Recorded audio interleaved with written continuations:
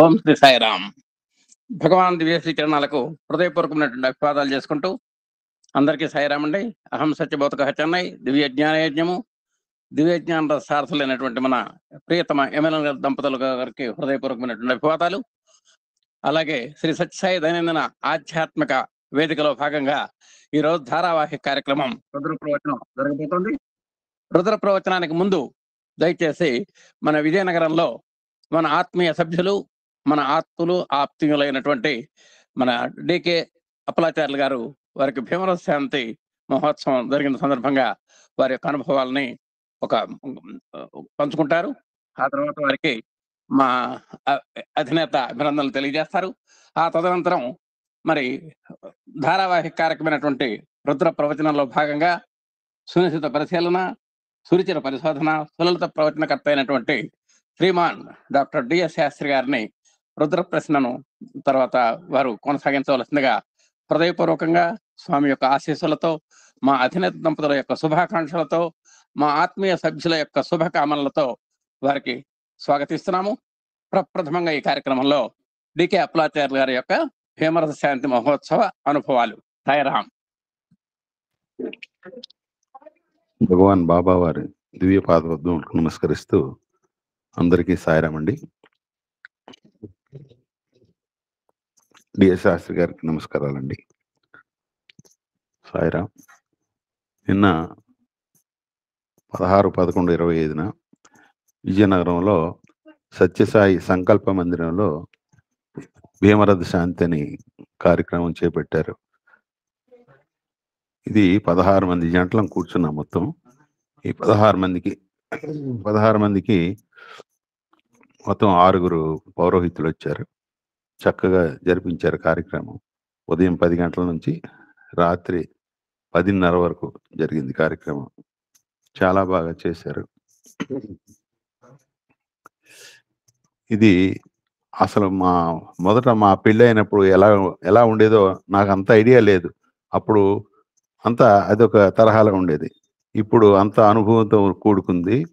చాలా బాగుంది అనిపించింది నాకు ఈ కార్యక్రమం.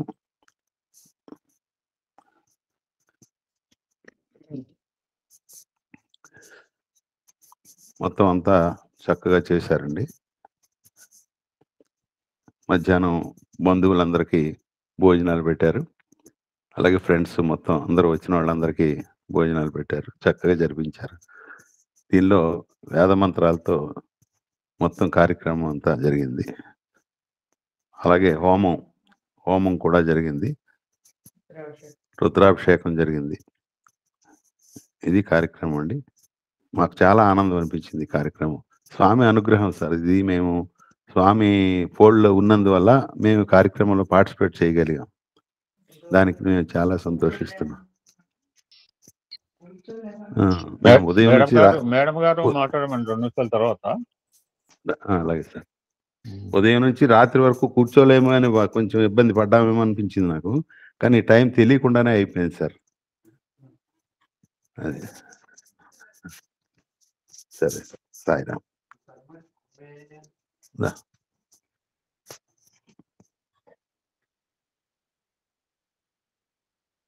పద్మప్రియ గారు మాట్లాడండి.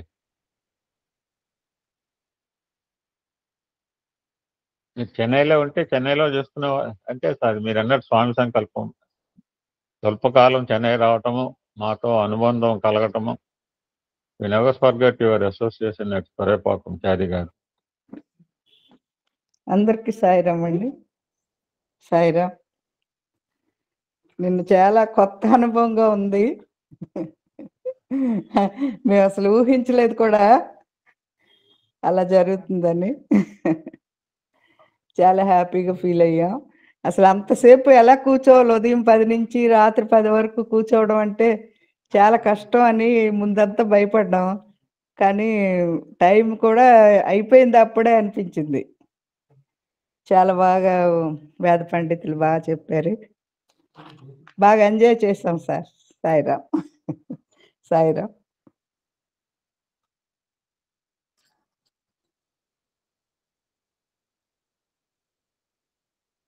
Okay sir. శాస్త్రి గారు ఎవరు మాట్లాడతారమ్మా పద్మప్రియ? ఓకేనా? సాయిరామ్ అండి.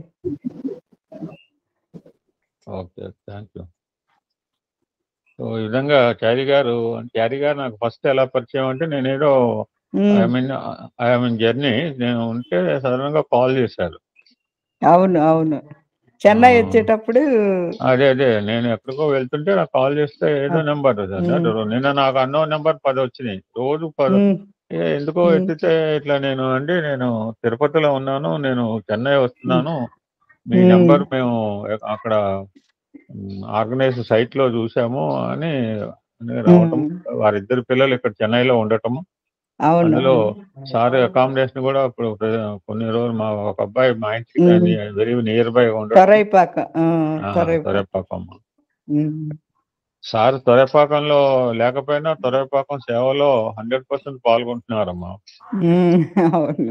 లేదు అంటే మీకు తెలిసే ఉండొచ్చు, బట్ ప్రతి కార్యక్రమంలో సార్ యొక్క ఆయన పాలు పంచుకుంటున్నాడు. తొరైపాకాన్ని పక్కనే ఉంటాను సాయిరామ్, నేను పక్కనే కూర్చుంటాను, నేను అన్ని వింటాను నేను కూడా.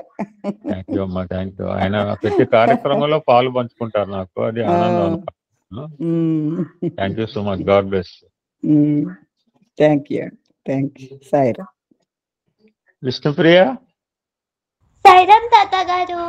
You sing one Shiva bhajan, then Shastri తాత గారు will do satsang. You sing one Shiva bhajan. Okay.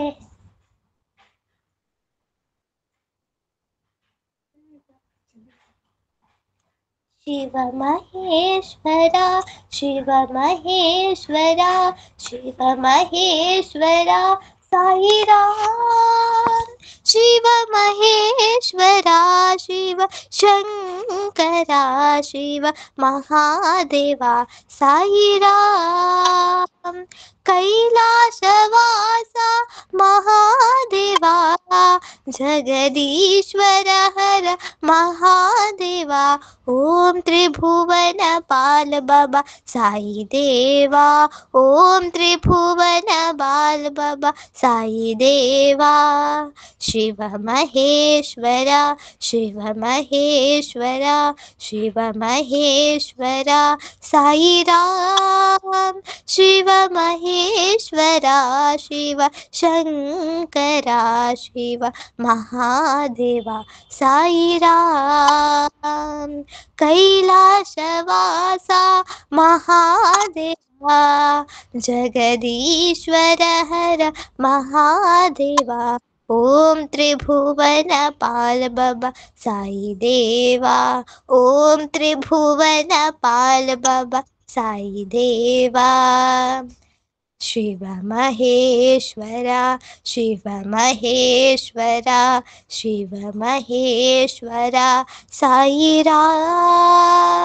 Shiva Maheshwara Shiva Shankara Shiva Mahadeva Sairam. Sairam తాత గారు, థ్యాంక్ యూ. సాయిరామ్ శాస్త్రి తాత గారు. Sairam, nice of you. Sairam sir, Narayanamurthy video పెట్టాడు. భోజన కాలే భగవన్నామ స్మరణే గోవిందా అని మధ్యలో ఎవడో గోవిందా కొట్టిస్తాడు. అది పూర్వకాలం. ఇప్పుడు నవ్వేడేస్ అది ఉందో లేదో నాకు తెలియదు. నేను ఒక రాజమండ్రి ఒక పెళ్లికి వెళ్తే మాత్రం ఖచ్చితంగా నేను మధ్యలో చెప్పాను.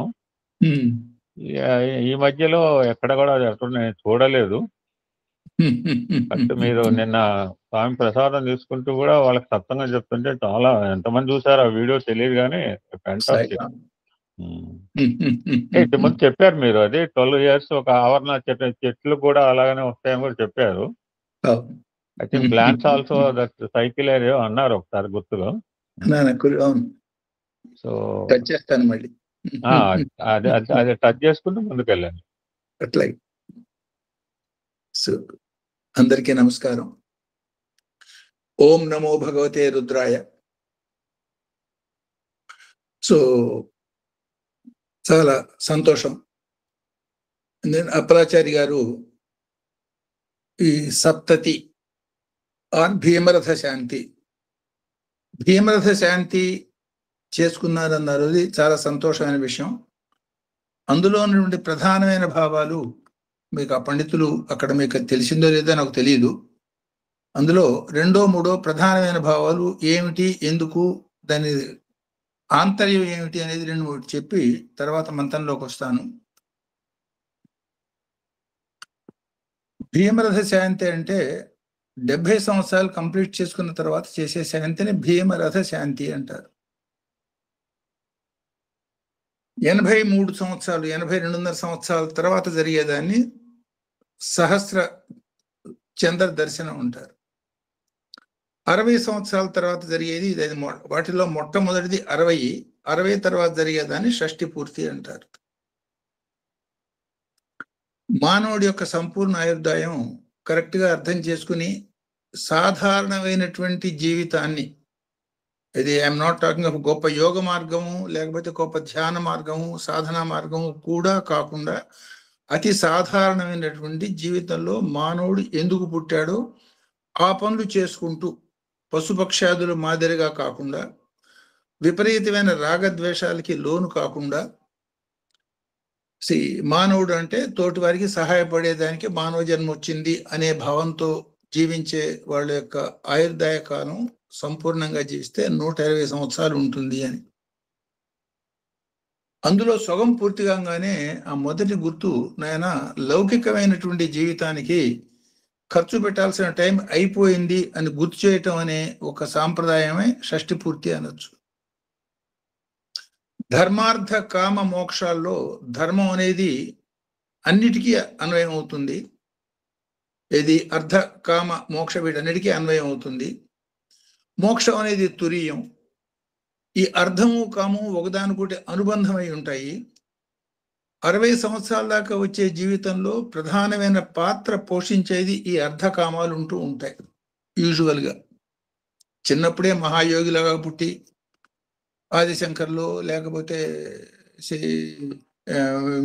మహానుభావులు స్వామి ఇట్లాంటి వాళ్ళని గురించి కాదు, జనరల్గా సాధారణమైనటువంటి జీవుల గురించి మనం మాట్లాడుకుంటున్నప్పుడు ఆ మొదటి 50% ఆఫ్ ది లైఫ్ ఈ మధ్యలో ఉన్నటువంటి 2 అరిషడ్ వర్గ పురుషార్థాల్లో మధ్యలో ఉన్నటువంటి 2 పురుషార్థాలు ఎక్కువ ప్రాధాన్యాన్ని వహించి జీవితాన్ని గడిపేలా చేస్తాయి. ధర్మం అనేది ఎక్కువగా ప్రస్ఫుటంగా వ్యక్తం కాదు. ఈ 60 సంవత్సరాలు పూర్తి కావటంలో ఇండికేషన్ ఏమిటంటే, నాయన ఇప్పటిదాకా గడిపావు, సగం జీవితం అయిపోయింది, ఇప్పటికన్నా మేలుకొని 1, 4 అంత్య ఆది అంత్య ఆద్యంతాలు మధ్య భాగం ఆద్యంత పురుషార్థాలకి ప్రాధాన్యం ఇచ్చే జీవితాన్ని మొదలుపెట్టు, లేకపోతే రాబోయే కాలం కబళిస్తుంది. ఇప్పుడు మనం చెప్పుకుంటున్న మంత్రం కూడా వాత్యాచ రేష్మయాచ. ఏమిటి వాత్యాచ రేష్మయాచ అంటే ఏమిటి అర్థం? చిట్ట చివరి తురియమైనటువంటి ప్రపంచం మొత్తాన్ని లయం చేసే ప్రళయభీకరమైనటువంటి వాయువు వర్షం యొక్క సమ్మేళనంతో వచ్చే స్థితిని ఈ మంత్రం మనకి చెప్తోంది. అది 7వ అనువాకంలో చెప్తోంది. 7వ అనువాకంలో కూడా 15, 16 మంత్రాల్లో చెప్తోంది. అంటే 15, 16 అంటే మళ్ళీ 6, 7 సాధనా పరంగా 7. ఈ సప్తతి అన్నప్పుడు ఏమవుతుంది? ఈ సప్తతికి వచ్చేటప్పటికి ఆ లౌకిక జీవితం నుంచి 60 సంవత్సరాలు పూర్తయిపోయి ఆధ్యాత్మిక జీవితంలో ప్రవేశిస్తున్నప్పుడు తొలి దశలో జరిగే రకరకాల మంచి చెడు ఇబ్బందులు వాడిని ముందుకి వెనక్కి నెడుతూ కొన్ని ఒడిదుడుకులు కలిగిస్తాయి. ఆరోగ్యపరమైన ఒడిదుడుకులు, ఆలోచన విధానమైనటువంటి ఒడిదుడుకులు, ఆలోచనలలో కూడా మనం చేసింది రైటా తప్ప, ఇది కరెక్టా కాదా, ముందుకు పోదాం వద్దా, ఏమిటి, ఇట్లాంటి ఒడిదుడుకులు ఇవన్నీ కూడా సహజంగా కలుగుతూ ఉంటాయి. అప్పటిదాకా చేసిన కర్మల యొక్క ఫలితాల యొక్క ఒడిదుడుకులు ఇవన్నీ కూడా ఆ 60, 70 మధ్యలో మనిషిని ఊగిసలాటికి గురి చేసే ఒక సిచ్యుయేషన్ ఉంటుంది. సో వీటన్నిటి యొక్క శాంతి కోసం నిర్వర్తించేదాన్ని భీమ రథ శాంతి అంటారు. పంచభూతాత్మకం శరీరం, పంచభూతాత్మకం విశ్వం, పంచభూతాల యొక్క పర్మిటేషన్స్ కాంబినేషన్స్ లో ఉన్నదే అనంతమైనటువంటి విశ్వంగా మనం అర్థం చేసుకోవచ్చు. అదే పంచీకృత విశ్వం అంటాం. అదే 5వ అనువాకంలో మనం చెప్పుకున్నది శిభవాయచ రుద్రాయచ సర్వాయచ ఎట్లా భూమి పుట్టింది, మనిషి పుట్టాడు, ఇవన్నీ 5వ అనువాకంలో చెప్పుకున్నాం. 7వ అనువాకం వచ్చేటప్పటికి ఎట్లా దీన్ని కంక్లూడ్ చేయాలో చెప్పుకుంటున్నాం. సో ఈ పంచభూతాత్మకమైనటువంటి సృష్టిలో అన్నిటికీ ఆధారమైంది ఆకాశమే. ఆకాశం నుంచి వాయువు పుట్టింది, వాయువు నుంచి అగ్ని పుట్టింది, అగ్ని నుంచి జలం పుట్టింది, జలం నుంచి భూమి పుట్టింది. మనకి భూమి కనిపించినంత బలంగా, జలం కనిపించినంత బలంగా, మిగతా అంత పెద్దగా మనల్ని ప్రభావితం చేస్తున్నట్టుగా అనిపించు. వీటి మీదే మనం ఎక్కువ ఆధారపడి బతుకుతూ ఉంటాం. కొంచెం సూక్ష్మ దృష్టితో ఆలోచించేటట్టయితే వీటి అన్నిటికీ అవకాశమైంది ఆకాశము. భూమి కావాలంటే నీళ్లు కావాలి, నీళ్లు కావాలంటే అగ్ని కావాలి, అగ్ని కావాలంటే వాయువు కావాలి, వాయువు కావాలంటే ఆకాశం కావాలి. కానీ ఆకాశం కనపడుతోందే, ఏదో అనిపిస్తోంది, కానీ కనిపిస్తోంది, అదేమిటో మనకి తెలియదు. ఆకాశానికి మనసుకి ఉన్న సంబంధం కూడా అదే మాదిరిగా ఉంది. మనస్సు అంటే లేదు అంటే ఒప్పుకోం, అదేమిటో చెప్పలేం. అట్లా ఆకాశం అంటే ఏమిటో మనం చెప్పలేము, కానీ ఆకాశం లేదు అని చెప్పలేము, ఉన్నదేమిటో అదేమిటో మనకు అర్థం కాదు. అట్లాంటి స్థితిగా ఉన్నటువంటి జీవితానికి సంబంధించినటువంటి సంకేతాన్ని, ఈ స్థితి దాటి మనం ముందుకు పోవాల్సి ఉంటుందనే సంకేతపరంగా భీమ పంచభూతాల్లో రుద్రుడి యొక్క అష్టమూర్తి తత్వాల్లో ఆ భీమతత్వం ఈ ఆకాశ తత్వానికి సంకేతం. అగ్ని అంటే రుద్ర ఎట్లా అనుకున్నాము, శర్వ అంటే భూమిని ఎట్లా అనుకున్నాము, భీమ అంటే ఆకాశ తత్వానికి సంకేతం. సో ఆకాశమే మనోపరమైనటువంటి భావానికి సంకేతం. ఇక మనోపరమైనటువంటి తార్కిక జీవితంతో తర్కాన్ని కూడా దాటి ఇంట్యూటివ్ లెవెల్కి పోయి భగవంతుడు ఐక్యమైపోయేదానికి టైం దగ్గర పడింది ఆయన మర్చిపోమోక అన్న సంకేతమే ఆ ఇప్పటిదాకా వచ్చిన రాబోయే ఆటంకాల్ని తొలగించుకునేదానికి చేసే శాంతి. కాబట్టి భీమ రథ శాంతి అన్న పరంగా చేస్తారు. ఆ కార్యక్రమంలో చేసేవి కనుక అర్థం చేసుకుంటే ఆ కార్యక్రమంలో ఉన్న మంత్రాలు, ఈ జరిగినటువంటి రుద్రాభిషేకం అనండి, ఇంకోటనండి, విశ్వాస, ఇవన్నీ కూడా ఒక సంకేతం. అల్టిమేట్ పోయేదానికి సరైనటువంటి ఏర్పాట్లు చేసుకుని ఆ మార్గంలో ప్రయాణించండి. జీవితం యొక్క లక్ష్యం కేవలం లౌకికమైన సుఖాలు కాదు, దానికన్నా మించింది ఉన్నది అన్న భావాన్ని ఇండికేట్ చేయటమే భీమరథ శాంతి యొక్క ప్రధానమైన లక్ష్యం. ఆ సంపూర్ణతని పొంది శరీరాన్ని వదలండి అన్నదానికి సంకేతమే సహస్ర పూర్ణచంద్ర దర్శనం పరంగా 80 సంవత్సరాల తర్వాతనే మొదలు పెడతారు. నార్మల్గా 82, 83 ఆ 1000 పూర్ణచంద్రుల యొక్క దర్శనం పొందేదానికి తర్వాత చేసే కార్యక్రమం అది.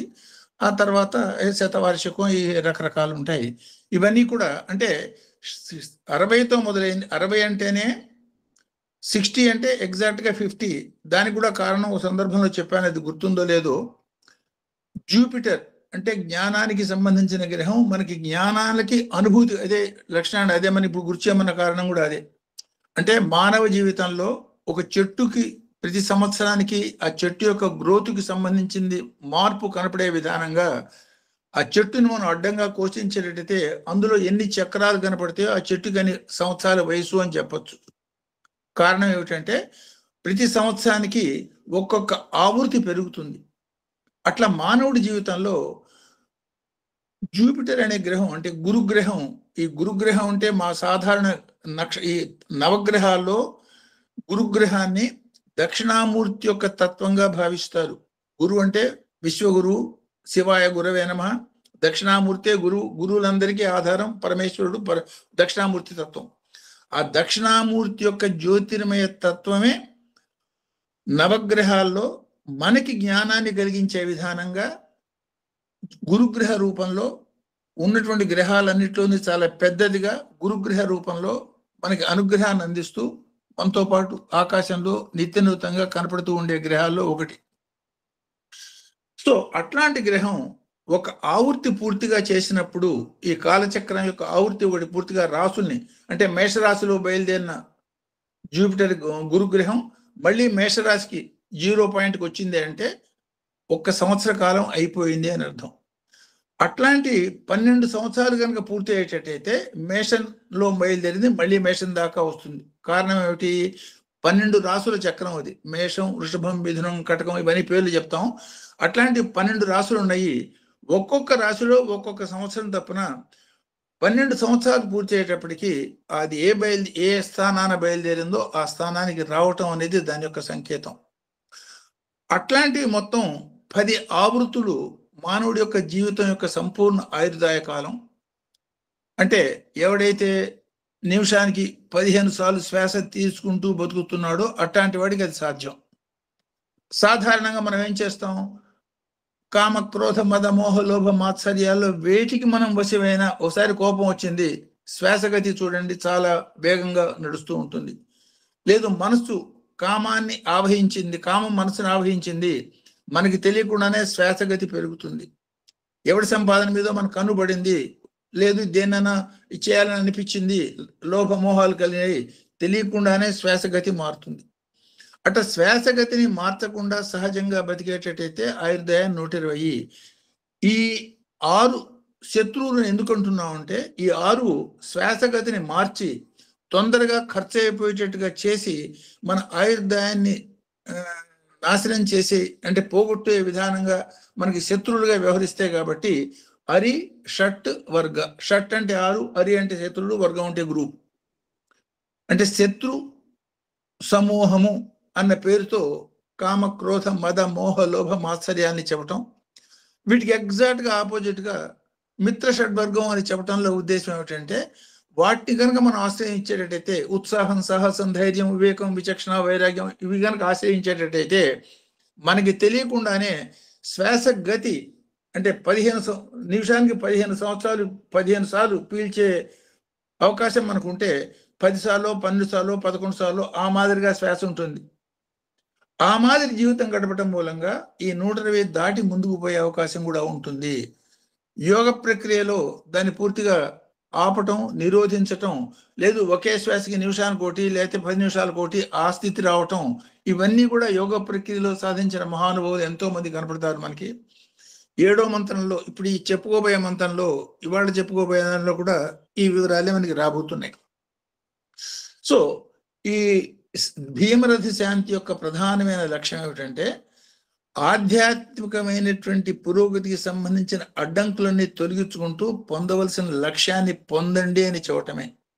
గణపతి యొక్క ఆరాధనలో కూడా గణపతిని 2 తత్వాలుగా మనం చెప్పుకుంటాం. గజవదనము, లంబోదరం. ఈ పెద్ద పొట్ట లోకానికి సంకేతం, ప్రపంచానికి సంకేతం. ఆ ఏనుగు తల తీక్ష్ణ బుద్ధితో ఉన్నటువంటి బుద్ధికి సంకేతం, భగవంతుడికి సంకేతం. అంటే ప్రపంచానికి అతీతంగా ప్రపంచ భావాలతో ఉన్న తల తీసేసి ప్రపంచానికి అతీతంగా బుద్ధిశక్తిని ఉపయోగించి ప్రపంచ అతీత స్థితికి పోగలిగినటువంటి తలని అతికించటమే ఆ గజముఖుడికి ఆ గజముఖం రావటానికి కారణం. దాన్ని భగవత్ స్వరూపంగాను ఈ పొట్టని ప్రపంచ స్వరూపంగాను రెండింటినీ సమన్వయం చేసే శక్తిగా గణపతిని, అందుకని ప్రపంచ భావాన్ని విఘ్నంగాను ప్రపంచానికి వ్యతిరేకమైనటువంటి భావాన్ని అంటే ప్రపంచానికి ఆధారమైనటువంటి శక్తిపరమైనటువంటి భావాన్ని విఘ్న నాశకంగాను ఈ కలిగించే శక్తిగా గణేశ్వరుని ఆరాధించేయటంలో నుండి ప్రధానమైన భావం దానిగా ఈ పరంగా మనం అర్థం చేసుకోవచ్చు. అట్లా ఆ భీమరథ శాంతి యొక్క ప్రధానమైన ధ్యేయం అది. సో ఆ భగవంతుడి యొక్క అనుగ్రహంతో సభ్యులకి ఆ భావాలన్నీ భగవంతుడు ప్రసాదించాలని భావిస్తూ దానికోసం స్వామిని వేడుకుంటూ మనం చెప్పుకుంటున్న మంత్రంలో ప్రవేశిద్దాం. సో ధన్యవాదాలు సార్. సాయిరాం. సో ఈ వాత్యాయచ రేష్మయాచ మంత్రంలో మనం తెలుసుకుంటుంది, మనం అనుకున్న భావం ఏమిటి ఆల్రెడీ అనుకున్నాము. ప్రళయ భయంకరమైనటువంటి వాయువు దానికి సంబంధించింది. దీనికి గాఢ నిద్రలో ఉన్నటువంటి స్థితిని నిత్య జీవితంలో గాఢ నిద్రలో మనిషికి తెలియకుండానే యోగ స్థితి పొందుతాడు, భగవంతుడితో ఐక్యమైపోయిన ఒక స్థితి తాదాత్మ్యత పొందుతాడు. ఆ తాదాత్మ్య స్థితిని నిత్య జీవితంలో అనుభవించే విధానంగా జీవించగలగటం అనే దాన్ని ఎవరైతే చేయగలుగుతాడో వాడికి శరీరము, ఈ బరువు ఇవన్నీ ఉండవు, ఆకాశంలాగా అత్యంత సూక్ష్మ స్థితికి పోతాడు అని చెప్పిన మాటే షిరిడి సాయి చెప్పింది. ఎవరైతే ఆ మాదిరి గాఢ నిద్రలో ఉన్నటువంటి స్థితిని మెలకువలు కూడా అనుభవించగలుగుతారో వాళ్ళే ఆ ఉయ్యాల బల్ల మీద పడుకుని నిద్రపోగలుగుతారు అని చెప్పిన షిరిడి సాయి మాటని మనం ఈ మంత్రపరంగా మనం గుర్తు చేసుకున్నాం. అదే మాదిరి నిద్రాపరంగా కూడా మనం గుర్తు చేసుకున్న మాట ఏమిటి? విశ్వేశ్వరీం జగద్ధాత్రీం స్థితి సంహారకారిణీం నిద్రాం భగవతీం విష్ణు అతులాం తేజ ప్రభు. గాఢ నిద్ర లౌకికమైన గాఢ నిద్ర కాకుండా ఆధ్యాత్మికమైనటువంటి గాఢ నిద్ర, యోగ నిద్ర, జ్ఞాన నిద్ర, దానికి అనుగ్రహించేది అంటే పరిణితి పొందిన జీవికి జ్ఞాన నిద్ర ఇచ్చే శక్తి ఎవరైతే ఉన్నారో, ఇంకా పరిణితి పొందని జీవికి వాళ్ళనే అజ్ఞాన నిద్రలో నిద్రపుచ్చి వాడికి శక్తి ఇచ్చి మళ్ళీ లౌకిక ప్రపంచంలో పెట్టి ఈ రెండు పనులు చేసే శక్తి ఒకళ్ళే సుమా. అంటే అజ్ఞానం ఏ శక్తి మనకి అజ్ఞానాన్ని ప్రసాదించి లౌకిక జీవితంలో పునర్జనంలాగా తిరిగేదానికి కారణం అవుతుందో అదే శక్తి జ్ఞానాన్ని కూడా ప్రసాదించగలుగుతుంది. అజ్ఞానానికి జ్ఞానానికి ఉన్నటువంటి అడ్డం కేవలం ఆ మాత్రమే. ఆ కలిపితే అజ్ఞానమైంది, ఆ తీసేస్తే జ్ఞానమైంది. కాబట్టి రెండిటికి ఆధారం ఒకటే శక్తి అని మనం తెలుసుకున్నప్పుడు రెండు రకాలుగా దీనికోటి దానికోటి మనం ప్రార్థన చేయక్కర్లే. అనుగ్రహం పొందామా జ్ఞానం వైపు పోతాం, ఇంకా అనుగ్రహం పూర్తిగా పొందలేదా అజ్ఞానంలో ఉంటాం. కాబట్టి ఆ అనుగ్రహం కోసం మనం శరణాగత భావంతో ప్రయత్నం చేసేటట్టయితే ఆపోయి జ్ఞానమే మిగులుతుంది అన్న సంకేతంగా ఈ నిద్రాతత్వానికి ఆ భగవతీ తత్వానికి ఉన్నటువంటి సంబంధాన్ని అట్లా మనం అర్థం చేసుకోవచ్చు. అందువలనే అదే దేవి సప్తశతి యాదేవి సర్వభూతేషు నిద్రారూపేణ వర్ధిత, అందరిలోనూ నిద్రగానే నువ్వు కనపడుతున్నావు. అదే నిద్ర ఒక అజ్ఞానిలోనే ఉన్నా అజ్ఞాన నిద్రగా ఉంటుంది, ఒక జ్ఞానిలోనే ఉన్న యోగ నిద్రగా ఉంటుంది. కాబట్టి దాన్ని ఈ స్థితి నుంచి ఆ స్థితికి తీసుకుపో అన్న సంకేతాన్ని ఈ వాత్యాయచ రేష్మయాచ అంటే ఏమిటి? తీవ్రమైనటువంటి వర్షము అంటే ప్రళయభయంకరమైనటువంటి. ఇందులో ప్రళయం అనేది సమాజపరంగా సృష్టిపరంగా ఆలోచించినప్పుడు ప్రకృష్ట ప్రళయం, వ్యక్తిపరంగా ఆలోచించుకున్నప్పుడు ఏమిటి? ఈ ప్రపంచానికి సంబంధం ఎప్పుడైతే తెగిపోయిందో ఆ వ్యక్తిపరమైనటువంటి ప్రళయం వచ్చింది వాడికి. ఈ ప్రపంచానికి వాడికి సంబంధం లేదు. సమధీహి, మంచి చెడు లేదు, త్రిగుణాలకు అతీతంగా ద్వంద్వాలకు అతీతంగా వాడి మనసు స్థిరమైపోయింది. అట్లాంటి స్థితిని బతుకున్నప్పుడే సాధించాలి. కాబట్టి దాన్ని నాకు అనుగ్రహించు అన్న మాటని ప్రార్థనాపరంగా మనం చెప్తాం. 7వ అనువాకంలో ఈ పర్టికులర్ మంత్రంలో ఋషి రోమసింహ ఋషి ఆ స్థితి మీరు పొందవలసిన బాధ్యత ఉన్నది, అప్పుడు మాత్రమే మీరు దీన్ని వీటికి అతిక్రమించగలుగుతారు అన్న మాటని, అంటే 5, 6 అనువాకాల్లో శంభు అండ్ పరమేశ్వరుడు భగవాన్ ఆ ఇద్దరూ చెప్పిన మంత్రాల యొక్క ఫలితం మనం పొందాలనేటట్టయితే ఈ మనోస్థితి, ఈ సాధనా స్థితి, ఈ శరణాగత భావం ఉండాలి అన్న మాటని 7వ అనువాకంలో మానవ ఋషి మనకి సంకేతిస్తున్నాడు. సో ఇదే వాత్యాయ రేష్మయ అనే దానికి ఇంకొక యాంగిల్లో మనం చూసినప్పుడు నిత్య ప్రకృతిలో మనం ఏం చూస్తుంటాం? ఒకే ఒక సూర్యుడు, ఆ సూర్యుడు చేసేది ఓంకారం అన్నారు. ఆ సృష్టి కోసం ఏం చేస్తున్నది? సూర్యం సోహమేవచ అంటే అదే సూర్యుడు సోహంగా వ్యక్తమైనప్పుడు అనంతమైన సృష్టి అంతా ఏర్పడ్డది. ఈ సృష్టి ఏర్పడిన తర్వాత ఈ సృష్టికి కారణం ఏమిటి? భగవంతుడి యొక్క భావన అన్నారు. భావన అనగానే 1, 2 అయిపోయింది. ఆ మాట మనం చెప్పుకుంటూనే నిన్న చెప్పుకున్న కిందటి సోమవారం మనం చెప్పుకున్న మాట స్థాణుస్వరూపము లేదు, త్రిగుణాలకి అతీతమైన తత్వాన్ని శివుడు అనుకునేటట్టయితే ఎప్పుడైతే నేను సృష్టి చేస్తానని సంకల్పం చేశాడో ఆ శివుడే ఈశ్వరుడుగా. ఈశ్వరుడు అంటే ఏమిటి? సృష్టి సంకల్పం చేసిన శివుడిని ఈశ్వరుడు అన్నారు. అదే పంచముఖేశ్వరుడు. ఆ పంచముఖాలతో పంచముఖమైన సృష్టి, పంచబ్రహ్మలుగా పంచభూతాలుగా ఈ సృష్టి అంతా ఏర్పడింది. కాబట్టి అదే పంచమి పంచభూతేసి అట్లా ఆ పంచ అనే శబ్దాన్ని, పంచ అంటేనే వికసన వ్యాపన, పంచాననం ఉంటాం సింహాన్ని. ఎందుకని? మిగతా జంతువుల కన్నా దాని ముఖం చాలా విశాలంగా ఉంటుంది. ఎందుకు సత్యసాయి అవతారం? ఒకసారి సత్యసాయి శరీరాన్ని ఊహించుకోండి.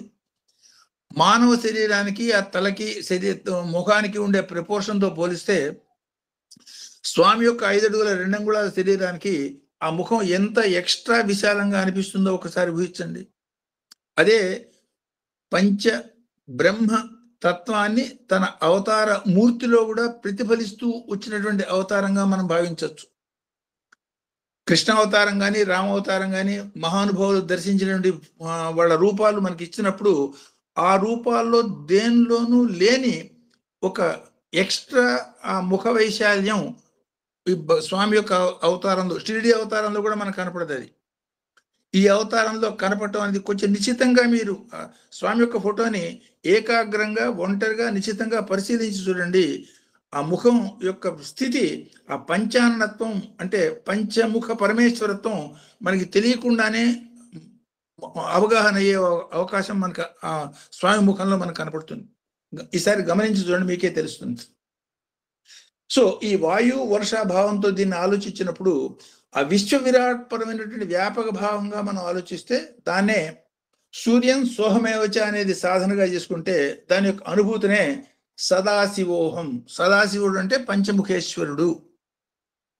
సృష్టి స్థితి లయ తిరోధాన అంటే మొత్తం సృష్టి మొత్తాన్ని విత్డ్రా చేయటం, ప్రళయం. ఆ ప్రళయాన్ని గురించి ఈ మంత్రంలో చెప్తున్నాడు. ప్రళయం తర్వాత వచ్చేది పునఃసృష్టి. అది సృష్టి పరంగా ఎవరైతే సాధనలో లయస్థితి పొంది, లయస్థితి అంటే ఏమిటి, సమాధి స్థితికి పోయి ఈ ప్రపంచానికి అతీతంగా అయినారో వాళ్ళకి కలిగే సృష్టి పునఃసృష్టి ఏమిటి అంటే వాళ్ళు భగవంతుల్లో సృష్టింపబడతారు. భగవంతుల్లో భాగంగా అంటే భగవంతుడి యొక్క అత్యంత సమీపంగా భగవంతుడిలో భాగంగా అయ్యే సృష్టికి వారసులం అవుతాము అన్న సంకేతాన్ని. అంటే మోహ నిద్రలో ఉన్నప్పుడు ఇది సాధ్యం కాదు. జ్ఞాన నిద్రలో ప్రపంచాన్ని త్రిగుణాలని మనం కనుక మర్చిపోయే దాన్ని అతీతమైన స్థితికి పోగలిగేటట్టయితే పొందగలిగిన స్థితిని ఇండైరెక్ట్ గా ఈ మంత్రం మనకి సూచిస్తోంది. ప్రపంచాన్ని గురించి ఒక మాట అనుకున్నాం. అస్థి భాతి ప్రియం నామం రూపం. అస్థి అంటే ఉంది, భాతి అంటే ప్రకాశిస్తోంది, ప్రియం అంటే నాకు చాలా ఇష్టం అవుతోంది. ఈ 3 లక్షణాలు. దానికి నామం ఒక పేరు తగిలిచ్చారు, ఒక రూపం, దానికి ఒక రూపం ఉన్నది. ఈ 5 లక్షణాలతో ఉండేది ప్రపంచం. ఈ 5 లక్షణాలతో అస్థి భాతి ప్రియం 3 కూడా దైవ లక్షణాలు. ఆ దైవ లక్షణాలకి నామరూపాలు మనం తగిలిచ్చాం. దైవ లక్షణానికి నామరూపాలు తగిలిచ్చినప్పుడు అది సృష్టిగా మారింది. ఈ నామం రూపం తీసేసాం. నామం రూపం తీసేస్తే ఆ మిగిలేది ఏమిటి అంటే అస్థి భాతి ప్రియం, దాన్ని దైవ లక్షణాలు అనొచ్చు. అంటే నామరూపరహితమైనటువంటి దైవతత్వాన్ని అనుభూతం చేసుకునేదానికి సమాధి స్థితిలో అవకాశం మనకి లభ్యమవుతుంది అన్న మాటని ఈ మంత్రం మనకి ఈ పరంగా ఇండికేట్ చేస్తోంది. అంటే లౌకిక ఉదాహరణ మనం తీసుకునేటట్టయితే ఒక ఆహారం తీసుకున్నాం. ఈ ఆహారానికి రకరకాల పేర్లు పెట్టాం. అన్నం అన్నం, పెరుగు అన్నం, ఇంకోటి అన్నం ఏవో పేర్లు పెట్టాం. దానికి ఆకారం ఉన్నది, నామం ఉన్న పేరున్నది, నామం ఉన్నది, రూపం ఉన్నది. తిన్నాక మన శరీరంలో ఇంకా అదే రూపంలో ఉండిపోయిందంటే మనిషి తెచ్చి ఊరుకుంటాడు. ఆ తీసుకున్న ఆహారం ఏమవుతుంది, నామరూపాన్ని పోగొట్టుకుని శక్తిగా మారుతుంది. శక్తిగా మారినప్పుడు మాత్రమే మనకు ఉపయోగపడుతోంది. ఆ నామరూపాలు కనుక వదిలిపెట్టకుండా తీసుకున్న ఆహారం అదే మాదిరిగా శరీరంలో ఉండిపోయేటట్టయితే వాడికి మిగిలేది మరణం. అది శక్తి రూపంగా మారినప్పుడే పొందగలిసిన ఫలితాన్ని మనం పొందగలిగినట్టుగా సాధన మనం చేస్తూ ఉన్నాం. ఇంకా నామరూపాలతో ఉన్నాం, నామరూపాలతో సాధన చేస్తున్నాం. నామరూపాలతో మనం చేస్తున్న సాధన నాదరూప అతీతమైనటువంటి స్థితికి పోయినప్పుడు ఆ సమాధి స్థితి మనం పొంది ఆ శక్తిపరమైనటువంటి అనుభూతిని, భగవంతుల్లో మనం భాగంగా అయ్యే అనుభూతిని పొందేదానికి ప్రత్యేకమైనటువంటి అవకాశాన్ని ఈ నామరూపాలు మనకు కలిగిస్తున్నాయి. నామరూపాలు లేకపోతే అవన్నీ సాధించలేము. సో నామరూపాలకి శరీరానికి ఇవ్వాల్సిన ఇంపార్టెన్స్ ఇచ్చే తీరాలి, మనసుకి ఇవ్వాల్సిన ఇంపార్టెన్స్ ఇచ్చే తీరాలి. కానీ వాటి ఇవ్వాల్సిన దానికన్నా ఎక్కువ, ఇవ్వాల్సిన దానికన్నా తక్కువ రెండూ పనికిరావు. ఇవ్వాల్సింది ఇవ్వటంలో ఉద్దేశం ఏమిటంటే ఈ రెండింటి యొక్క ఆధారంతో ఈ రెండింటిని అధిగమించి అస్థి భాతి ప్రియం అన్నటువంటి నామరూప అతీత దైవతత్వానికి మనకి మార్గం ఆ శరీరమే చూపిస్తుంది. కాబట్టి శరీరం ఇంపార్టెంట్. అందుకనే శరీర మాధ్యమికల ధర్మ సాధనం అన్నారు. అట్టగాని శరీరానికి ఎక్కువ ఇంపార్టెన్స్ ఇవ్వకూడదు. ఒకసారి షిరిడి సాయి మాటలు మనం గుర్తు చేసుకునేటట్టయితే, అతి ఉపవాసాలతో నీరసింపజేసి చచ్చిపోయేటట్టు చేయొద్దు. అతిగా తిని తొందరగా చచ్చిపోయే ప్రయత్నం చేయొద్దు. ఆ కుక్కకి వేయాల్సి ఒక కాస్త రొట్టె ముక్క వేయచ్చు కదా అంటాడు.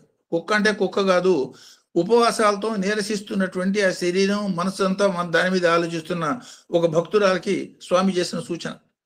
అంటే సమత్వం అన్ని విషయాల్లోనూ మనసు పరంగాను, శరీర పరంగాను, సమాజ పరంగాను, సాధనా పరంగాను ఎట్లా సాధించాలనేవి ఇండికేట్ చేయటంగా వీటిని మనం అర్థం చేసుకోవచ్చు. సో దీన్నే విశ్వ విరాట్ పరమైనటువంటి అనుభవంగా భగవాన్ సత్యసాయిబాబా జీవితం కనుక మనం చూసేటట్టయితే, ఆయనే భక్తులకు ఇచ్చిన అనుభవంలో ఎన్నో రకాలు, విశ్వ విరాట్ గణపతి, దత్తాత్రేయుడు, స్థూలిని దుర్గ, రామకృష్ణ, ఎన్నో రూపాలుంటో మనం చూడొచ్చు. ఇవన్నీ ఎట్లా సాధ్యం? రూపం లేని వాడికే ఏ రూపం ఉన్నా తీసుకోవచ్చు. మనం రూపం మార్చి వేరే రూపంలో మనం కనిపెట్టగలుగుతామా? సాధ్యం కాదు. మహాయోగ స్థితిలో కూడా ఒక శరీరం బదులు రెండో శరీరం, మూడో శరీరం, నాలుగో శరీరం అదే ఆకారంతో తీసుకోగలుగుతాం తప్ప, ఏ దేవతా రూపం ఉంటే ఆ దేవతా రూపం, ఏ గురు రూపం ఉంటే ఆ గురు రూపం తీసుకోవడం చాలా కష్టసాధ్యమైన విషయం. భగవంతుడి యొక్క అనుగ్రహంతో కానీ సాధ్యం కాదు. సో భగవంతుడు నిరాకార నిర్గుణ స్వరూపుడు కాబట్టి ఏ గుణాలతో కూడిన ఆకారాన్నైనా, ఏ ఆకారాన్నైనా తీసుకోగలగడానికి సంకేతమే స్వామి అనేక సందర్భాల్లో మనకి ప్రత్యక్షంగా రకరకాల దేవతా రూపాల్లో అందరికీ దర్శనం ఇవ్వడం అనేది మనం అందరి యొక్క అనుభవంగా మనం చెప్పుకుంటున్నాం. సో దీనికి స్వామి చెప్పిన సూచన ఏమిటి? మనోలుప్తంతో మానవుడే భగవంతుడిగా మారతాడు. Man minus mind is god. అంటే మనసు లుప్తం అయిపోతే వాడే భగవంతుడు, భగవంతుడికి మనసు కలిపితే వాడే మానవుడు. కాబట్టి దీనికి మార్గం ఏమిటంటే, ఈ మార్గాన్ని ఇండైరెక్ట్గా ఇందులో అని చెప్పిందండి, విపరీతమైన వాయువు, వర్షం, ఈ రెండింటినీ కనుక ఈ వాయువుని శ్వాసపరమైనటువంటి యోగపరంగా అన్వయం చేసుకున్నప్పుడు ఆ వర్షం కాస్త ప్రళయభీకరైన వర్షం కాకుండా అనుగ్రహ వర్షంగా మారే స్థితి సంకేతిస్తూ, ఈ శ్వాస యోగ ఈ కాంబినేషన్ని స్వామి మాటల్లో మనం అర్థం చేసుకుంటే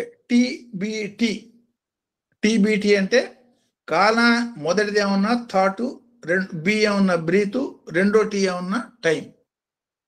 అంటే మనస్సు, శ్వాస, కాలం. కాలాన్ని అతిక్రమించడం బ్రహ్మ విష్ణు మహేశ్వరులకు కూడా సాధ్యం కాదు. అందుకనే కాలాన్ని గురించి మనం చెప్పుకున్నాం. ఇది బ్రహ్మకాలం. ఇప్పుడు ఏమిటి లయం అంటే ఏమిటి? ఈ లయం అన్నప్పుడు ఏంటి? ఒక యుగం మొత్తం సృష్టి అంతా లయమైపోయింది. అట్లాంటి కృత, త్రేత, ద్వాపర, కలి, ఒక 4 యుగాలు మొత్తం కలిసి లయమైపోతే ఒక మహాయుగం లయమైపోయింది అంటారు. అట్లాంటివి ఎన్నో యుగాలు అఖండమైన యుగాల సంఖ్య అయిపోతే ఒక మన్వంతరం అయిందంటారు. అట్లాంటి 14 మన్వంతరాలు కనుక అయ్యేటట్టయితే బ్రహ్మకు ఒక రోజు అయిందంటారు. సో అట్లా బ్రహ్మ 100 కనుక 100 పూర్తయ్యేటట్టయితే బ్రహ్మ యొక్క కాలం పూర్తయిందంటారు. సో అంటే బ్రహ్మ విష్ణు మహేశ్వరులు కూడా కాలానికి లోబడి ఉన్నటువంటి ఆకార గుణ తత్వాలు. అతీతమైంది కాలము. కాబట్టి ఆ కాలం మీద మనకు అదుపు ఉండదు. కాలం మీద అదుపు సాధించే మార్గం ఏమిటో ఇండైరెక్ట్గా ఈ మంత్రం మనకి చెప్పటం. మనస్సుని ఎవడైతే మనోలుప్తం కావాలి. మనసు లుప్తం కావాలంటే మనసు దానంతరం లుప్తం అవుతుందా? ఏం చేసినా మళ్ళీ మళ్ళీ మళ్ళీ మళ్ళీ పెరుగుతూనే ఉంటుంది. కాబట్టి మనసు లుప్తం చేసేదానికి మార్గం ఆ మధ్యలో ఉన్నటువంటి బ్రీత్గా ఎవరైతే శ్వాస ద్వారా మనసుని కట్టడి చేస్తాడో, మనసు కట్టడైనప్పుడు వాడికి కాలం కట్టడవుతుంది అన్న సంకేతాన్ని, మనసు కట్టువాడు మాధవుండవునురా విశ్వదావిరామ. సో మనసుని కనుక మనం కట్టగలిగేటట్టయితే ఆటోమేటిక్గా భగవంతుడైపోతాడు అన్న మాటని ఇండైరెక్ట్గా ఇండికేట్ చేయటమే ఇది. రసలింగం అంటే పాదరసంతో లింగాన్ని చేసి పూజ చేస్తూ ఉంటారు. అది చాలా ప్రయత్నపూర్వకంగా కొన్ని సిద్ధులు సంపాదించి చేస్తే కానీ దాన్ని చేయడం సాధ్యం కాదు. దాన్ని రసలింగం ఉంటారు. పాదరసానికి సంకేతం ఏమిటి? అనుక్షణం పరిగెత్తిపోయే మనసు లాంటిది అది. ఒకసారి బొట్టు కింద పడిందంటేనే 100 తుంపులుగా అన్ని పక్కలకి వెళ్ళిపోతుంది, దాన్ని మళ్ళీ పట్టుకోవడం కష్టం. అట్లాంటి పాదరసాన్ని కూడా స్తంభింపజేసి ఏకోన్ముఖం చేసి శివలింగుల ఆకృతులు చేసి దాన్ని సాధన చేయటం. అంటే దాని అంతరార్థం ఏమిటంటే అనుక్షణం అన్నిటి మీదకి పరిగెత్తే మనసుని ఏకోన్ముఖం చేసి స్థిరబుద్ధిగా చేయగలిగేటట్టయితే ఆటోమేటిక్గా రసాన్ని కట్టేవాడు సిద్ధుడు అంటారు, మనసును కట్టేవాడు భగవంతుడు అంటారు. సో రసం కడితే కేవలం సిద్ధత్వమే వస్తుంది, మనసు కట్టావా భగవంతుడు అయిపోతావు అన్న సంకేతంగా ఈ మంత్రం మనకి ఇండికేట్ చేయడంగా మనం చూడొచ్చు. సో దీన్నే ఆ స్థితిలో ఆ యోగి సాధించే స్థితినే నాదాంతే ద్రవతి ద్రావయతి రుద్ర అన్న రుద్రుడి యొక్క రుద్ర అనే మాటకి డెఫినేషన్స్ దాదాపు 100 నిర్వచనాలు మనం చెప్పుకున్నాం. అందులో ఒక పర్టికులర్ నిర్వచనం ఏమిటంటే నాదాంతే ద్రవతి ద్రావయతి ఇతి రుద్ర. నాదం అంటే ఏమిటి? ఓంకారం. ఓంకారం యొక్క వ్యక్తనాదాలు ఏమిటి? అకారం, ఉకారం, మకారం. ఇవి మనకి వినపడుతున్నాయి చెవులకి. ఈ చెవులకి వినపడిన సూక్ష్మ నాదాలు 8 ఉన్నాయి. దాని రోధిని, నాదం, నాదాంతం పేర్లు ఉన్నాయి. సో చిట్ట చివరిది మనోన్మని. సో ఆ మనోన్మని అంటే మనస్సుని కూడా లయం చేసే విధానంగా నాదాంతం దాకా తీసుకుపోయి, అంటే మనల్ని ద్రవింపజేసి అందులోకి తీసుకుపోయే స్థితి.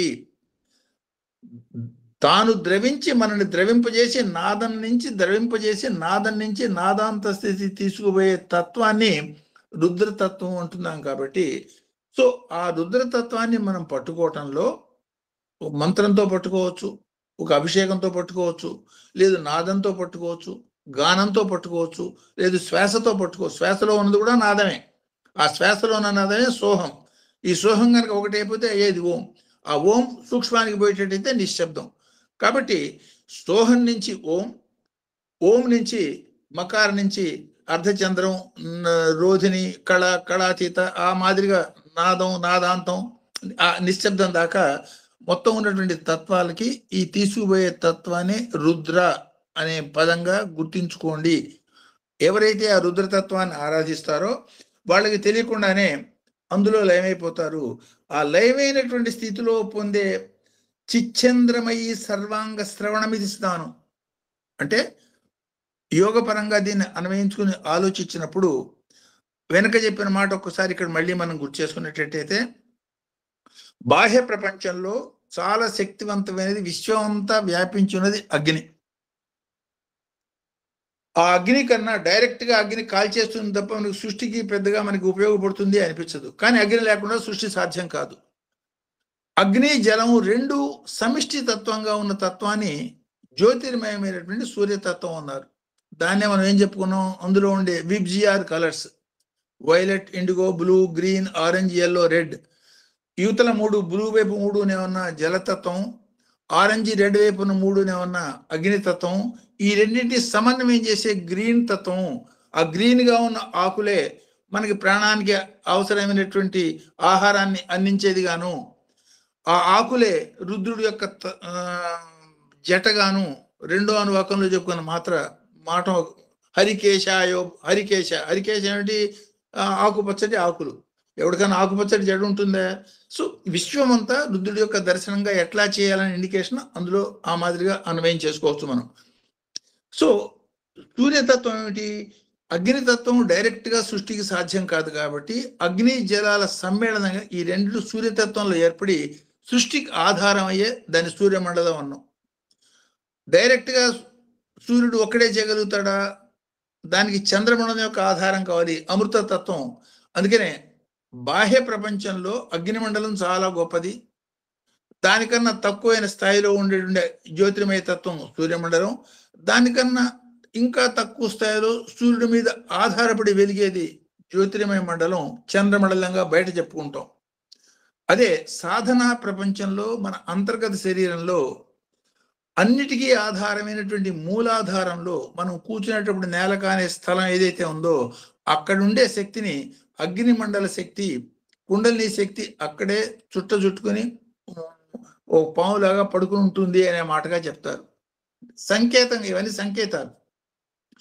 ఉదయానికి వచ్చేటప్పటికి అది సూర్యమండల ప్రకాశం లాగా, అందుకనే అక్కడ 12 బీజాక్షరాలు, కా దగ్గర నుంచి ఠా దాకా ఉన్న బీజాక్షరాలు 12 బీజాక్షరాలు 12 నెలలలో ఉన్నటువంటి 12 సూర్యులకి సంకేతంగా దాని సూర్యమండలంగాను, దానికన్నా పైది ఇది ఆజ్ఞాచక్రం దగ్గర నుంచి సహస్రారం దాకా ఉండే 16 అక్షరాలు, ఆ దగ్గర నుంచి అహా దాకా ఉన్న శుద్ధ స్వరాలు లేదు ప్రాణస్వరాలుగా ఉన్నటువంటి చంద్రమండల పరంగాను, అగ్నిమండలం కన్నా సూర్యమండలం గొప్పది, సూర్యమండలం కన్నా చంద్రమండలం గొప్పది అన్న సాధనాపరమైనటువంటి అన్వయంగా మనం దీన్ని భావించినప్పుడు ఈ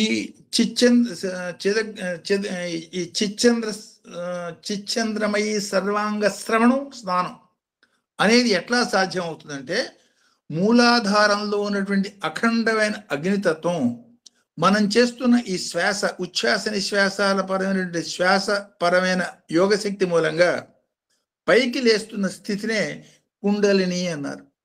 పేరు పెట్టారు, అదే పేరు అంతే. అంటే ఆ శ్వాస మూలంగా, అంటే ఫర్ ఎగ్జాంపుల్ టూత్ పేస్ట్లో కింద మనం ప్రెస్ చేయంగానే టక్కన ఎట్లా బయటకు వస్తుంది, ఏ మాదిరిగా బయటకు వచ్చిందో మనం చేస్తున్న శ్వాస ప్రక్రియ మూలంగా సరైనటువంటి ప్రక్రియ కలిగినప్పుడు ఆ కుండలిని శక్తి పైకి లేచి ఈ చక్ర భేదన చేసుకుంటూ పైదాకా పోయి స్థిరంగా అమృత స్థితిలో ఉన్నటువంటి ఆ చంద్రమండలాన్ని టచ్ చేయటం మూలంగా ఆ అమృత మండలంలో ఉన్నటువంటి స్థిరం ఘనీభవించినటువంటి ఆ అమృతం ద్రవీభవించి, ద్రవతి ద్రావయతి, ద్రవీభవించి శరీరంలో ఉన్నటువంటి 72,000 నాడుల్ని తడుపుతున్నటువంటి మహత్తరమైన ఆనంద స్థితి ఏదైతే ఉంటుందో దాన్ని చిదంగ చిత్ చంద్రమయి. చిచ్చంద్ర అంటే అది అర్థం. చిత్ చంద్రమయి సర్వాంగ శ్రవణం, అన్ని అంగాల్ని ఆ చిదగ్నికుండ సంభూత సత్ చిత్ ఆనంద, ఆ చిత్ స్వరూపమైనటువంటి అమృతత్వం ఘనీభవించినటువంటి స్థితిలో ఉన్నది కాస్త ఈ వేడికి ద్రవీభవించి మొత్తం ఆనందమయంగా ముంచేసే స్థితిని గురించి అభిషేకపరంగా దానికి అనుగ్రహ వర్షంగా సూచించటంగా ఈ నామద్వయాన్ని, ఇది వాత్యాచ రేష్మయాచ అనే నామద్వయాన్ని సాధనాపరంగా, వ్యక్తి సాధనాపరంగా అట్లా అన్వయం చేసుకోవచ్చు. అంటే ఎవరైతే యోగ సాధనలో సరైనటువంటి విధానమైనటువంటి గురుముఖత నేర్చుకున్నటువంటి యోగ సాధనలో ఆ కుండలిని శక్తిని ఉద్బోధన చేయగలిగి ఆ ఉద్బోధన ప్రయత్నంలో సక్సెస్ అయ్యి మూల ఆధారంలో ఉన్నటువంటి శక్తిని పైకి లేపి ఘనీభవించినటువంటి అమృతతత్వాన్ని, ఏది పాలభాగానికి పైన సహస్రారానికి దగ్గర ఉన్నటువంటి ఘనీభవించినటువంటి ఆ అమృతతత్వాన్ని ద్రవీభవింపచేసి ఆనందమైనటువంటి 72,000 నాడుల్లో నింపటం మూలంగా కలిగే ఆనంద స్థితిని వ్యక్తి యొక్క సమాధి స్థిత ఆనందంగా ఈ మంత్రం మనకు వర్ణిస్తోంది. అంటే లౌకిక ప్రపంచంలో సాధారణమైనటువంటి ప్రళయం అందరినీ తనలో లయం చేసుకుంటుంది. సాధనాపరమైనటువంటి ప్రపంచంలో ప్రపంచం బయటికి పోయి సత్చిత్ ఆనంద స్వరూపం అన్నటువంటి అమృతతత్వంలో మనం లయమైపోవటానికి సాధ్యమవుతుంది. అందువల్ల మొట్టమొదటి మంత్రాన్ని ఒకసారి మీరు గుర్తు చేసుకునేటట్టయితే అఖండమైనటువంటి ప్రయత్నం, తీవ్రమైనటువంటి ప్రయత్నం, భయంకరమైన ప్రయత్నం చేస్తున్నట్టుగా కనపడుతుంది రుద్రుడు. దేనికోసం? భూమి మొత్తాన్ని రథం చేసి ఓంకారాన్ని ధనస్సుగా చేసి సాక్షాత్ విష్ణుమూర్తినే బాణం యొక్క ముక్కుగా చేసి ప్రాణశక్తి నుండి వరుణుడిని బాణం యొక్క వెనక భాగంగా చేసి, ఇవన్నీ ఏమిటి? సాంకేతికంగా తీవ్రమైనటువంటి ప్రయత్నంతో ఏకోన్ముఖమైనటువంటి త్రిపుటిని ఏకోన్ముఖం చేసే విధానంగా మీరు చేసే ప్రయత్నం మూలంగా పోగొట్టుకోరు, అఖండమైనటువంటి ఆనందాన్ని పొందగలుగుతారు అన్న సంకేతంగా దానికి తీవ్రమైన ప్రయత్నం చేయవలసి ఉంటుంది అన్న మాటని ఇండికేట్ చేయటంగా ఈ మంత్రం ఇండికేట్ చేయడంగా చూడొచ్చు. సో ప్రయత్నం తీవ్రంగా మనం చేసిన భగవంతుడి యొక్క అనుగ్రహం మనకి ఎక్కువ ఉన్నప్పుడు కించిత్ ప్రయత్నంతోనే దాన్ని సాధించే అవకాశం ఉంటుంది. సో భగవంతుడికి సమకాలీనికులుగా మనం పుట్టడం అన్నప్పుడు అవతారమూర్తిని చెప్పిన మాటల్ని కనీసం ఎంతవరకు చేతవుతుందో అంతవరకు సేవ అనండి, భజన అనండి, ఇంకోటి అనండి, ప్రజాహిత కార్యక్రమం వాటిల్లో మనం పార్టిసిపేట్ చేస్తూ ఉండటం మూలంగా మనకి తెలియకుండానే మన మనస్సు అవతారమూర్తి చుట్టూతో తిరుగుతూ ఉండటం మూలంగా సాధన మామూలు వ్యక్తుల పొందగలిసిన టైం కన్నా తక్కువ టైంలో సుచిర కాలంలో మనం దీన్ని పొందగలుగుతాం అన్న సంకేతంగా కూడా దీన్ని తీసుకోవచ్చు. సో దాన్నే ఆదిశంకర్ల మాటలో మనం చెప్తే ఆకాశాత్ పతితంతోయం యదా గచ్చతి సాగరం, ఆకాశం నుంచి పడ్డ వర్షపు బిందువు మళ్ళీ సముద్రంలో కలిసే తీరుతుంది. కానీ ఆ కలిసేదానికి అనేక రకాలైనటువంటి మార్గాలను అది ఎన్నుకుని పోవచ్చు. కాబట్టి అల్టిమేట్ గోల్ ప్రతివాడికి అదే. కాబట్టి వ్యక్తిపరంగా ఇందులో 2 రకాల ఆప్షన్స్ మనకి ఇస్తున్నాడు భగవంతుడు. అది అర్థం చేసుకుని జీవితాన్ని గడపండి. సో అజ్ఞానాన్ని, అవిద్యని దూరం చేసుకునే విధానమైన జీవితం గడిపావా, ప్రపంచం నుంచి దూరమైపోవు, ప్రపంచానికి అతీతం అవుతావు. దూరమై ప్రపంచాన్ని నాశనం చేయటం కాదు మనం చెప్తుంది, ప్రపంచ భావాలకి అతీతం. అంటే స్వామి మనతో పాటే ఉన్నారు. ప్రపంచానికి ఆయన హితం చేశారా, అహితం చేశారా? కానీ ప్రపంచంలో ఆయన ఏమన్నా భాగస్వామి అయినారా?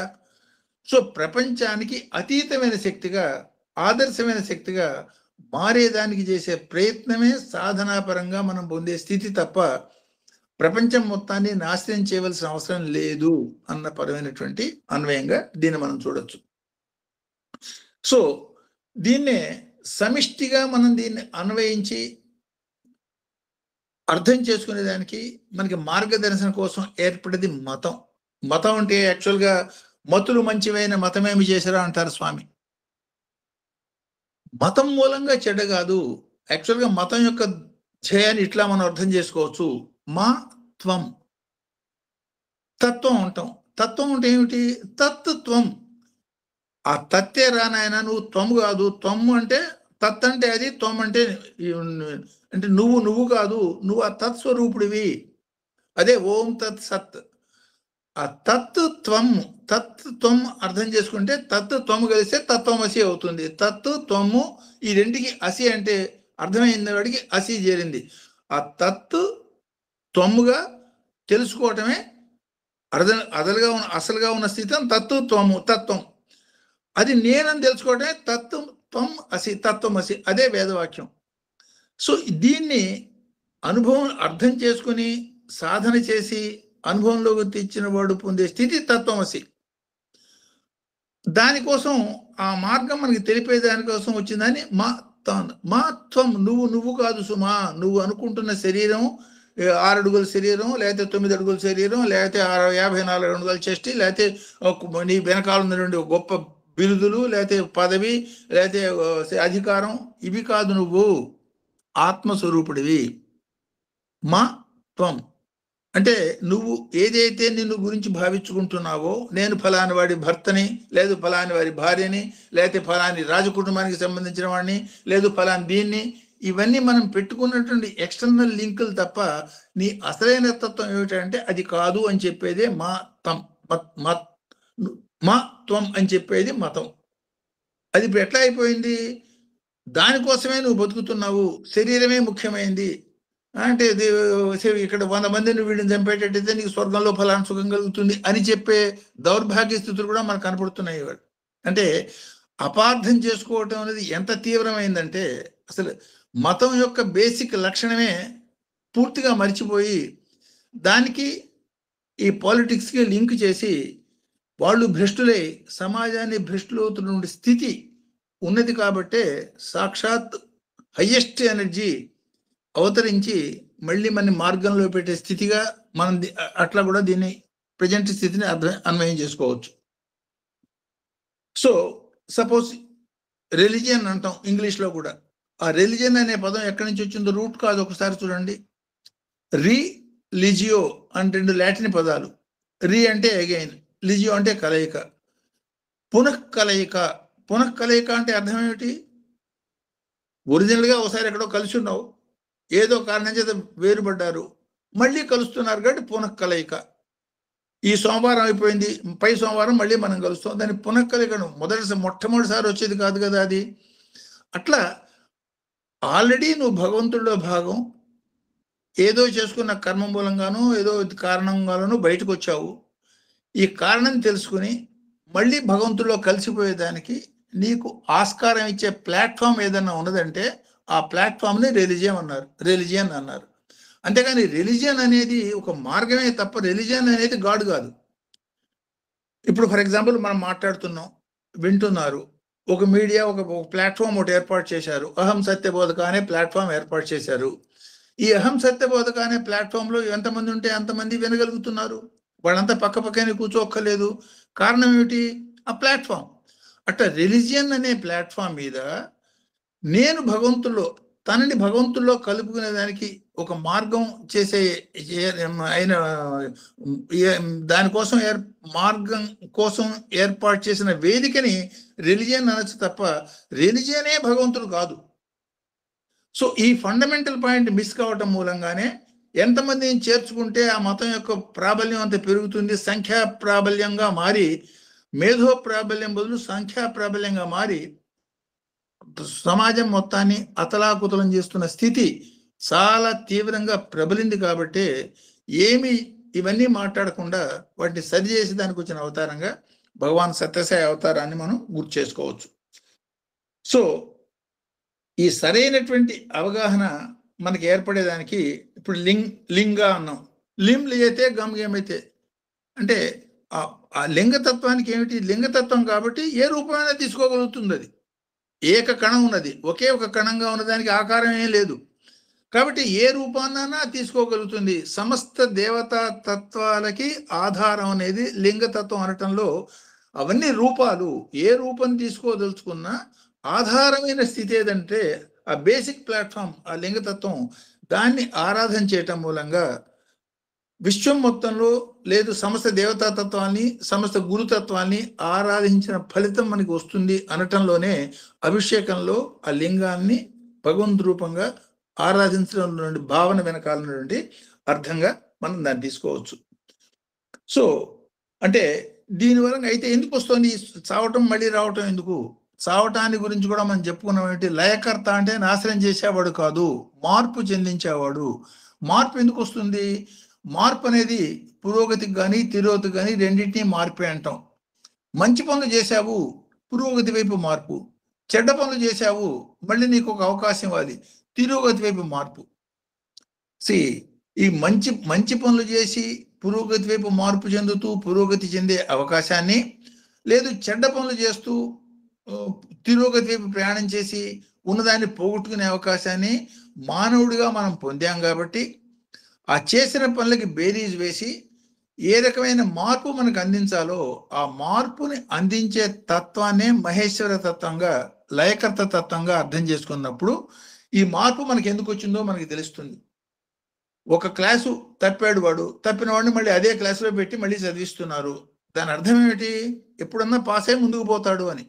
అట్లా మరుసటి అదే క్లాసులో తప్పిన వాడిని కూర్చోబెట్టడంలో ఉద్దేశం ఇంప్రూవ్ చేసుకుని పైకి పోయేదానికి అన్నట్టుగానే జన్మాంతరంలో జన్మ అనే ఎగ్జామినేషన్లో ఈ పాస్ అండ్ ఫెయిల్ రూపంలో పురోగతి తిరోగతి అర్థం చేసుకుంటే తిరోగతి కూడా భగవంతుడి యొక్క కరుణ మూలంగా మళ్ళీ ఇచ్చిన అవకాశమే. పురోగతి కూడా భగవంతుడు మళ్ళీ మనకి ఇచ్చిన అవకాశమే. 100 మార్కులు బేస్ టార్గెట్ అనుకోండి, 60 వచ్చినాయి, అంతకింత 40 వచ్చినాయి. 40 కన్నా 60 గొప్పది, but it is not full. 1 more opportunity, 60-70 కావచ్చు. లేదు ఈసారి పనికిరాని ప్రయత్నాలు చేసి 60ని మళ్ళీ 50 చేసుకోవచ్చు. అట్లా ఈ పర్మిటేషన్స్ కాంబినేషన్స్లో తనలో కలిసేదానికి భగవంతుడు మళ్ళీ మళ్ళీ మనకి అవకాశం ఇవ్వటాన్ని పునర్జన్మ అన్న పరంగా అన్వయం చేసుకోవచ్చు. ఆ పునర్జన్మని సద్వినియోగం చేసుకునే దానికి రిలిజియన్ అనేది ఒక బేస్గా ఏర్పడుతుంది. దాన్ని సద్వినియోగం చేసుకున్నవాడు పురోగతి, దుర్వినియోగం చేసుకున్నవాడు తిరోగతి. రెండింటినీ బేరీజ్ వేసి ఇచ్చేది కాలస్వరూపుడైనటువంటి కాలం. అందువల్ల కాలం రాగానే వ్యక్తిగతమైనటువంటి జీవితంలో సాధారణమైనటువంటి లయం, ఒక పర్టికులర్ పాయింట్ ఆఫ్ టైంలో ఈ సృష్టి అంతా దాదాపు పనికిరాదు, మొత్తం తీసేయవలసిందే, వనరులన్నీ పూర్తిగా ధ్వంసం చేశారు, ఇక్కడ ఉంటే పూర్తిగా మొత్తాన్ని విత్డ్రా చేసి మళ్ళీ పునఃసృష్టి చేసే విధానంగా అది చేసేది. ఆ 4వ బ్రహ్మ విత్డ్రా చేయటం ఏంటంటే ఆ పునఃసృష్టికి మళ్ళీ 5వ బ్రహ్మ 5వ బ్రహ్మ అదే కామేశ్వర తత్వంలో పునఃసృష్టిపరమైనటువంటి సదాశివ తత్వం. సో ఈ సోహం అనే తత్వాన్ని సాధనాపరంగా అన్వయం చేసుకున్నప్పుడు సూర్యమేవచ అంటే శ్వాసపరమైన అల్టిమేట్ గోల్ అచీవ్ చేసుకున్న పద్ధతిలో స్థితిలో దాన్ని సదాశివోహం ఓం ఈ సోహం సదాశివోహం అంటే ఆ స్థితి దాకా నీకు అవకాశం ఉన్నది. సో శ్వాసని సద్వినియోగం చేసుకుని ఆ పొందవలసినది కనుక పొందేటట్టయితే ఆ పొందిన దాని యొక్క సంపూర్ణతని ఆ మాదిరిగా నువ్వు అనుభవించగలుగుతావు అన్న మాటని చెప్తుంది. యోగ వాసిష్టం గురించి ఒక సందర్భంలో చెప్తూ ఓ మాట చెప్పాను, అది ఇక్కడ గుర్తు చేసుకోవచ్చు మీరు. యోగ వాసిష్టంలో వశిష్ఠ మహర్షి తనకి కలిగిన ఒక అనుభూతి చెప్తాడు. ఆ అనుభూతి ఒక బ్రహ్మ తన బ్రహ్మకాలం అంటే కొన్ని వేల యుగాలు ఆయుర్దాయం పూర్తి అయిపోయినాక ఎట్లా బ్రహ్మ లయం కాబోతున్నాడు అన్నది ఈయనకి అనుభూతి కలిగిస్తాడు భగవంతుడు. అంటే బ్రహ్మకి ఎవరు అతీతుడు ఉంటే ఆ అనుభూతి కలిగే అవకాశం ఉంటుంది. ఆ అనుభూతిని ఆయన ఎక్స్ప్లెయిన్ చేయడం అందులో మనం చూడొచ్చు. యోగ వాసిష్టంలో చాలా చక్కగా ఎక్స్ప్లెయిన్ చేస్తాడు ఆయన.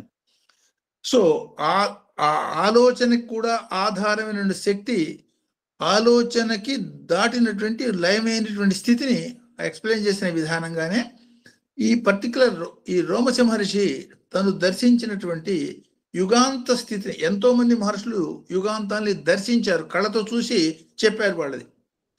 సో ఆ కళ్ళతో చూసి కంటిన్యూ అయినటువంటి 7 కల్పాల వరకు కంటిన్యూ అవుతున్న ఋషి మార్కండేయ మహర్షి కళ్ళతో దర్శించి ఇది చాలు, పొందవలసిన గమ్యం ఇది అని తెలుసుకుని ఆ గమ్యాన్ని మాత్రమే దృష్టిలో పెట్టుకుని శరీరం వదిలేసే ఋషులు కొన్ని వేల మంది ఉంటారు, కొన్ని లక్షల మంది ఉంటారు. వాళ్ళ మహానుభావులు, వాళ్ళు మనకు తెలియదు. సో ఎంతో మంది ఎన్నో రకాలుగా ఉన్నారు. అట్లాంటి ఒక పర్టికులర్ దర్శనాన్ని అది ఎట్లా ఉంటుంది, రేష్మ్యాయచ వాత్యాయచ రేష్మ్యాయచ అని మనం చూడటంలో ఆ ప్రళయభీకరమైనటువంటి స్థితి, ఆ ప్రళయంలో భగవంతుల్లో విశ్వం అంతా ఎట్లా లయమైపోతుంది అని తాను దర్శించినటువంటి దృశ్యాన్ని మన కళ్ళ ముందు మంత్ర రూపంలో ఉంచినట్టుగా మనం చెప్పొచ్చు. ఇది ఎట్లా సాధ్యము? ఫర్ ఎగ్జాంపుల్ గీతలో మనం మాట చెప్పుకుంటాం, విశ్వరూప దర్శనంలో భీష్ముడు ద్రోణుడు వీళ్ళంతా చనిపోయినట్టుగా చూపిస్తాడు. అంటే రాబోయే కాలాన్ని ముందు చూపించాడు కాబట్టి.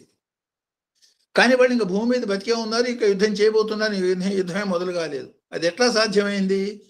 సో 3 కాలాలని ఏకకాలంలో దర్శించగలిగిన స్థితి, దాన్నే త్రికాలజ్ఞత అంటాం.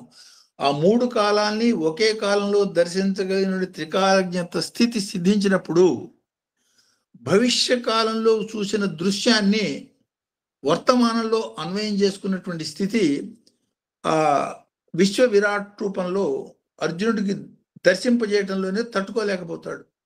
జరిగిపోయింది కాబట్టి జరిగిపోయింది మనకి తెలుసు, జరగబోయేది, జరిగిపోయింది, జరుగుతున్నది, మూడింటిని ఏకకాలంలో ఒకేసారి చూపించడం మూలంగా కలిగిన కన్ఫ్యూజన్, బాబు నాకు వద్దు, ఈ దర్శనాన్ని ఉపసంహరించమని కోరుతాడు భయపడి. సో దాన్ని చూసేదానికి అఖండమైన ధైర్యము, ఎంతో శక్తి, అసాధారణమైనటువంటి దృష్టి, అంటే ఇంద్రియాతీతమైనటువంటి అసాధారణ దృష్టి, ఈ 3 ఉంటే కానీ దాన్ని దర్శించలేడు. అట్లా తన యొక్క దర్శనాన్ని ఈ మంత్ర రూపంలో ఈ మహర్షి మనతో పంచుకుంటున్నాడు అనుకోవచ్చు. దీన్నే గా భగవాన్ అన్నప్పుడు భగవాన్ యొక్క జ్యోతిర్మయత్వం, గా గమ్య, బా వాసస్థానంగా దీన్ని చూసినప్పుడు ఈ 13, 14 మంత్రాల్లో రేష్మి అతప్య అంటే మెరుపు, సూర్యకాంతి పరమైనటువంటి జ్యోతిర్మయ సాధన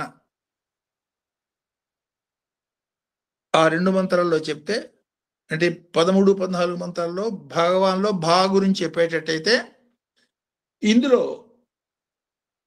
క అంటే వాస గమ్యం, లక్ష్యం ఎట్లా ఉంటుంది, మనం శ్వాసపరంగా శ్వాస యొక్క దేన్ని సాధించాలి అన్న గమ్యాన్ని ఈ మంత్రంలో చెప్పేటట్టయితే, రాబోయే మంత్రంలో 16 మంత్రంలో వాసస్థానాన్ని గురించి ఈ 14, 13, 14, 15, 16 ఈ 4 మంత్రాల్లో ఆ భగవాన్ యొక్క తత్వాన్ని, భాతత్వాన్ని 13, 14 మంత్రాలు, గాతత్వాన్ని 15 మంత్రము, వాతత్వాన్ని 16 మంత్రం, చెప్పబోతున్న 16 మంత్రం ఇండికేట్ చేస్తున్నట్టుగా మనం అన్వయం చేసుకోవచ్చు.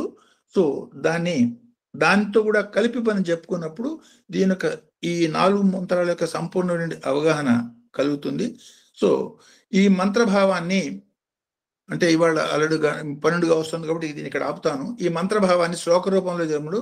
ఓం వాచ్యాయ రేష్మ్యాయ చ సహస్రార స్థిరాయ చ చిచ్ఛంద్రమయీ స్నానార్థం ఏకబిల్వం శివార్పణం. భగవాన్ సృష్టి స్థితి లయాలు ఎన్ని చేశావో, ఎన్నిసార్లు చేయబోతున్నావో నాకు తెలియదు.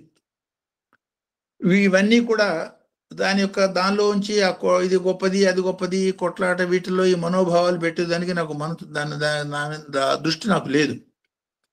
సో సహస్రారంలో స్థిరమైపోయేదానికి అనేది భావన. ధ్యేయం ఏమిటి అంటే ఆ చిచ్చంద్రమీ స్థానం ఏదైతే చెప్పావో, ఇది మూలాధారం నుంచి అగ్ని ప్రజ్వలించి చంద్రమండలం దాకా చేరి ఆ అమృత తత్వాన్ని విశ్వం అంతా, శరీరం అంతా 72 నాడులు వ్యాపింపజేసే అనుభూతి ఏదైతే ఉందో అది పొందగలిగే దానికోసం త్రిగుణ సూచితమైనటువంటి ఈ బిల్వపత్రాన్ని జ్యోతిర్మయమైనటువంటి ఈ పాదాలను అర్పిస్తున్నాను అన్న భావంతో ఈ మంత్రాన్ని మనం చూడొచ్చు. సో ఇక్కడ దీన్ని ఆపుతాను. ఇందులో క్వశ్చన్స్ కానీ, further elaboration, any doubts or anything like that, anything you want to add, దాన్ని ఏదైనా ఉన్నట్టు చేస్తే those points will discuss. Next దానిలో ఈ 16వ మంత్రాన్ని కంప్లీట్ చేద్దాం. ఆ 16వ మంత్రం మనం చెప్పుకునేటప్పుడు మళ్ళీ 13, 14, 15, 16 ఈ 4టిని సమిష్టిగా చతుర్విధ పురుషార్థాలని భాగవాన్ అనేది ఆ అన్వయంగా ఒకసారి అప్పుడు మనం చెప్పుకుందాం. So any questions you can ask me now. అందరికీ నమస్కారం.